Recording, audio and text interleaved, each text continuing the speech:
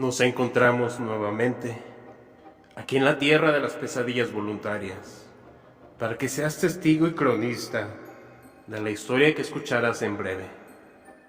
Quiero que conozcas a Tenebris Ficta, un equipo de escritores de terror tan magníficos como macabros, tanto Odragle como Ojeid, escritores mexicanos que nos permitieron narrar algunas de sus muchas historias de horror que encontrarás en su página tenebrisficta.wordpress.com, así como sus redes sociales presentes en pantalla durante este y próximos videos.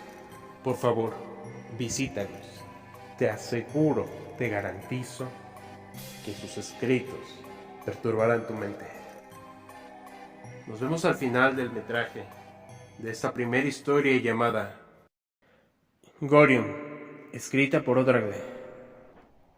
El circo llegó. El circo está en el pueblo. Aún recuerdo esas palabras y la emoción que me causaban cada vez que, a lo lejos, veía venir a los camiones que transportaban los juegos y las atracciones que nos visitaban cada año. Era el acontecimiento más importante para todos los niños de la localidad. Y siempre, durante la larga espera, ahorrábamos cada peso que caía en nuestras manos para cuando llegara el ansiado momento pudiéramos disfrutar de lo que nos diera la gana sin preocuparnos por nada. También en todo ese tiempo nos la pasábamos imaginando, tratando de adivinar cuál sería la nueva sorpresa que nos darían, porque cada vez que llegaban traían algo nuevo y maravilloso. Así fue aquella vez. No podía ser diferente. Solo que nadie se esperaba la tragedia que se cerniría sobre nosotros. Llegaron por su acostumbrada ruta, subiendo por el empinado sendero que partía de San Ciriaco de abajo, donde nunca se detenían, hasta entrar en el bosque que rodeaba San Ciriaco de arriba, nuestra comunidad en la cima de la montaña. En cuanto escuchábamos la melodía que sonaba desde el primer vehículo, todos corríamos eufóricos a su encuentro. No había persona sin importar la edad que no sintiera mucha alegría por este acontecimiento. Después de todo, nos harían compañía en los últimos días del invierno.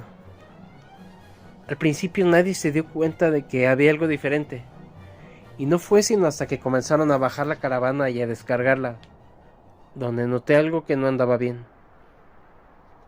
El señor Castillo Blanco, dueño y maestro de ceremonias, fue directamente con el alcalde, y en cuanto lo vi, supe que no era el mismo hombre.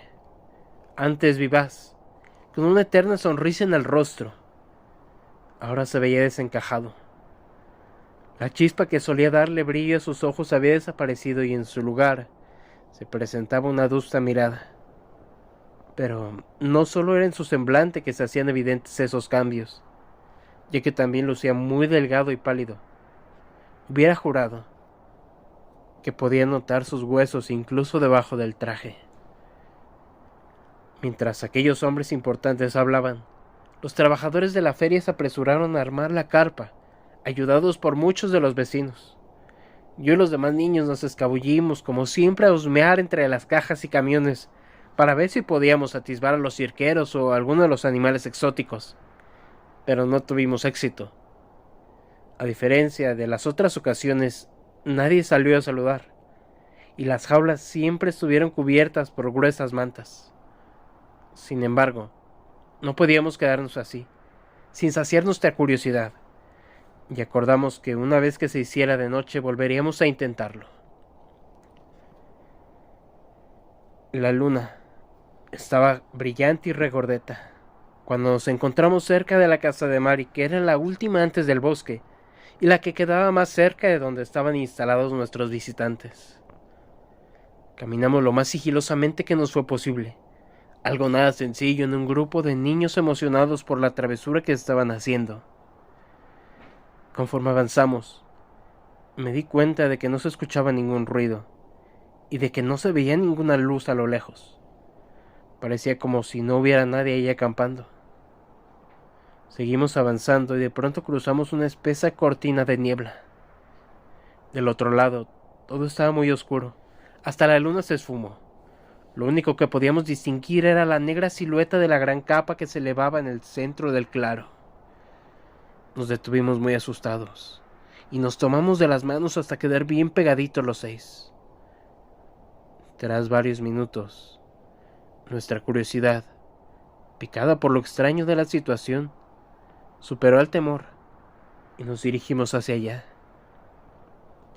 Entre más pasos dábamos, el silencio se hacía más opresivo y lo único que lo rompía era nuestra agitada respiración.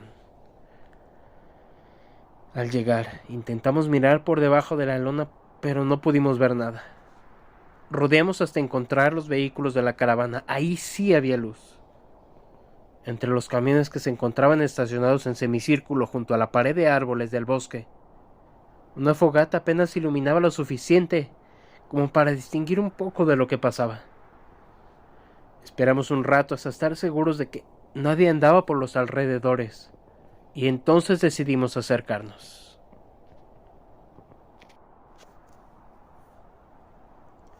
Primero, fuimos hacia las jaulas, que estaban junto al campamento, e inmediatamente la de mayor tamaño llamó nuestra atención. En todos los años en los que habíamos visto el show, nunca notamos una tan grande. El animal que vivía allí debía de ser enorme. La emoción nos volvió a invadir y olvidamos el miedo que arrastramos desde que cruzamos la bruma. Beto comenzó a levantar la manta, pero justo antes de que pudiéramos ver a la bestia escuchamos, de donde estaba la lumbre, dos voces discutiendo por algo, una de ellas muy aguda. Allá fuimos, deteniéndonos justo en el límite de las sombras. Uno de los trabajadores gritó mientras caminaba hacia la parte trasera de un camión. Instantes después volvió a aparecer, esta vez empujando a alguien.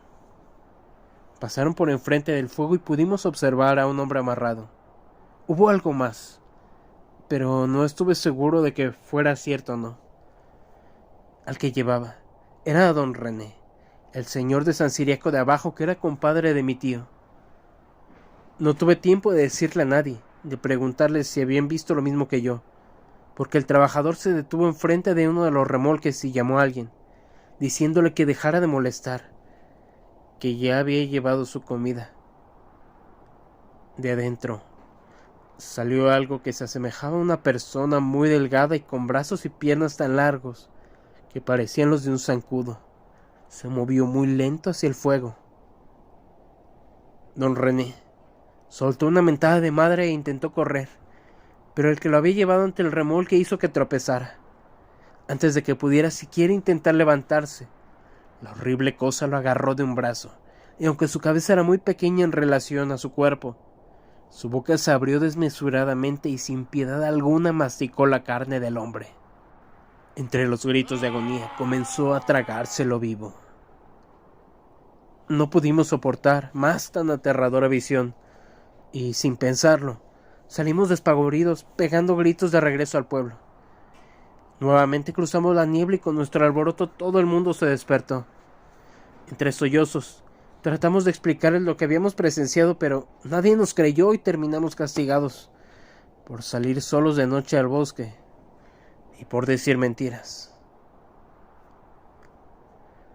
Al día siguiente no podíamos salir de nuestras casas. Con lo que acabábamos de presenciar era lo menos que queríamos hacer. Sin embargo, todos los demás irían al circo y seguramente correrían peligro. Teníamos que hacer algo para advertirles, para que nos creyeran. Amaneció y todo transcurrió normalmente. No sucedió nada extraordinario. Llegó la tarde y mientras la mayoría nos encontrábamos comiendo, se escuchó, por un megáfono, la voz de Castillo Blanco invitándonos a ir a la feria y a no perdernos el espectáculo en la gran carpa, a la cual no llamó por su nombre habitual, sino que repitió varias veces una palabra muy extraña, una que jamás en mi vida había escuchado. Gorion, vengan a Gorion. Una experiencia que nunca podrán olvidar. Gorion, Gorion. Más tarde, mi familia se preparaba para salir. Mi papá me vio hacer lo mismo y con dolor me hizo recordar el castigo. Otra vez traté de explicarles lo que había sucedido, pero no sirvió de nada. Se fueron, cerrando la puerta con llave. Se hizo de noche y en el pueblo no quedaba nadie, solo yo y mis 5 amigos. Alguien dio unos ligeros golpes en la ventana. Al asomarme, vi que eran Miguel y Tere. Habían escapado de su casa para ir al claro y ver lo que sucedía. Pero antes, pensaron pasar por cada uno de nosotros, y yo fui el primero. Tocamos en las casas de los demás, y en cuestión de minutos ya estábamos juntos. Isa, Beto, Mari, Tere y Miguel, que eran hermanos, y yo. Nos apresuramos. Cada minuto perdido podría significar que no habría salvación para nadie. A pesar de nuestras intenciones, no teníamos ni la menor idea de lo que haríamos al llegar ahí. Después de todo, apenas éramos unos niños que tendrían que enfrentarse a una monstruosa criatura. No nos detuvimos a hacer ningún plan. Simplemente continuamos. Ya veríamos cómo estaban las cosas. Era cuestión de salir bien librados de lo que fuera que estuviera pasando. La niebla nos recibió nuevamente, abriéndonos paso hacia la oscuridad que rodeaba el campamento. Miguel sacó una linterna y la encendió, pero proyectó una luz tan débil que apenas alumbró unos centímetros adelante de nosotros. A pesar de esto, continuamos, el temor invadiéndonos cada vez más, haciéndonos dudar. ¿Y si mejor regresábamos y esperábamos? Quizá mañana todo estaría normal.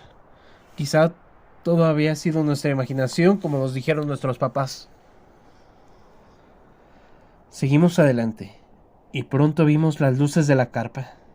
Los colores antes brillosos que representaban la alegría del evento ahora estaban opacos. Con cada paso se hacía más nítido un sonido que provenía de la carpa, un sonido dulzón que cautivaba. Nos detuvimos en el mismo lugar que la noche anterior para colarnos al interior del circo. Entramos, ocultándonos debajo de las gradas, suponiendo que nadie nos vería ahí, y que podríamos observar todo lo que pasaba para hacer algo si fuera necesario. En todo momento, la melodía siguió sonando, y no fue sino hasta estar en posición que pudimos ver lo que sucedía. En el centro de la pista, el señor Castillo Blanco, vestido con su característico traje de lentejuelas, soplaba a través de un pequeño y ovalado instrumento. Por unos segundos me sentí mareado, y mi visión se nubló. Pero Isa apretó muy fuerte mi brazo y volví en mí. Volteé y nuestros ojos se encontraron. Lucía aterrada. Parecía como si fuera a estallar en llanto. Señaló hacia el otro extremo de donde estábamos y vi cómo por ahí entraban los que alguna vez fueran los protagonistas del espectáculo. Uno a uno fueron ingresando y se colocaban junto a su jefe. Todos, sin excepción, estaban desnudos. Sus cuerpos eran imposibles. Se asemejaban a los de insectos y no tenían nada que ver con los humanos. Tenían unos cuellos largos, otros, en donde debería haber estado sus bocas, mostraban mandíbulas protuberantes. Algunos en lugar de manos portaban tenazas. Sus formas eran muy variadas y grotescas. Lo único en común eran sus brazos y piernas delgados como varas, y muy largas. Castillo Blanco dejó de tocar el instrumento y todo quedó en silencio. Así pasaron unos tensos instantes. Entretanto, los insectoides se mantuvieron completamente inmóviles. De pronto el maestro de ceremonias habló. Bienvenidos a Gorion, el circo más fantástico y sangriento que ha existido jamás. Queridos espectadores, por favor manténganse en su lugar y dejen que las estrellas del show disfruten de ustedes. Al terminar de decir esto, todas las criaturas comenzaron a dirigirse hacia los asientos. Nadie de los del pueblo se movió, y los monstruos se abalanzaron sobre ellos comenzando su grotesco festín. Sangre, vísceras y sesos salpicaron por todos lados mientras los espantosos seres hundían sus mandíbulas, desgarraban con sus tenazas y devoraban hasta reventar. No se escuchó ni un grito, ni un sollozo. Todos parecían entregarse gustosos a esa masacre que después entendí le daba su nombre al espectáculo. Mari comenzó a llorar y Miguel nos gritó que hiciéramos algo para detener lo que estaba pasando. Beto se puso de pie y agarró uno de los tubos sobrantes de la estructura de las gradas. Tere y su hermano hicieron lo mismo, y los tres salieron a enfrentarse a las horribles cosas. Isa me miró como si esperara que le dijera qué hacer, pero ni yo mismo lo sabía. Estaba paralizado del miedo, y así me quedé. No pude hacer nada. En mi inmovilidad pude presenciar con detalle todo lo que sucedió. Miguel y su hermana derribaron a uno y lo golpearon repetidamente en su largo cuello, quebrándolo. Pero unos instantes después fueron embestidos por otro par de criaturas. Y Miguel terminó atravesado por un cuerno. Y Ter perdió una pierna, cercenada por una tenaza. Mientras tanto, en el otro lado, la cabeza de Beto caía al suelo arrancada de tajo por las manos de un monstruo. Nunca tuvo ninguna oportunidad. Nosotros tres, que no salimos de nuestro escondite, no corrimos con mejor suerte, porque aunque estoy aquí relatando esto, hubiera preferido morir esa noche. Tomé a Isa de la mano y comencé a dirigirme al lugar por donde habíamos entrado. En cuanto nos movimos, le grité a Mari para que nos siguiera, pero no dejaba de llorar. Y cuando al fin intentó ponerse de pie de entre las tablas de los asientos, una mano con dedos como garras la sujetó y se la llevó. Lo último que vimos de ella fue el chorro de sangre que escurrió desde arriba. Salimos despavoridos por debajo de la lona. Una vez fuera, aún sujetándola fuertemente, corrimos en dirección del pueblo. La noche, si era posible, estaba aún más oscura, y nos movimos entre los trompicones y caídas. Incluso casi logramos cruzar la niebla. Casi. Unos metros antes de la cortina que separaba este infierno de nuestro pueblo, vimos una titilante luz delante de nosotros. Al aproximarnos, nos dimos cuenta de que provenía de una antorcha que sujetaba un hombre. Con esperanza renovada al verlo, fuimos hacia él hablando los dos a la vez, tratando de decirle de lo que habíamos visto, que todos habían muerto y que ahora estábamos en grave peligro. No fue sino cuando estuvimos muy cerca que nos dimos cuenta que no se movía. Solo estaba ahí parado mirándonos. De uno de los árboles detrás de él se movió una enorme sombra, una sombra tan negra que era imposible no percatarse de que bajaba por el tronco. Isa, aterrada, salió disparada rumbo a la bruma. Sin embargo, el sujeto la interceptó y agarrándola la golpeó en la nuca. La oscura silueta, con una velocidad increíble, se dirigió hacia mí, y cuando quedó iluminada por la llama de la antorcha pude ver el tipo de criatura que era. Pequeños círculos brillaron, parecían estrellas en el cielo, y si no fuera porque provenían de la cabeza de una monstruosa araña, hubiera pensado que era una visión hermosa. Sentí mis pantalones mojados. Si con lo que había sucedido antes experimenté un miedo indescriptible, al tener enfrente a una araña gigante me llenó por completo de terror. Una de sus patas estaba a escasos centímetros de mi cara. La seguí con la mirada y vi su bulboso y negro abdomen muy por encima de mí. Comencé a desfallecer. El mundo a mi alrededor se desvanecía poco a poco.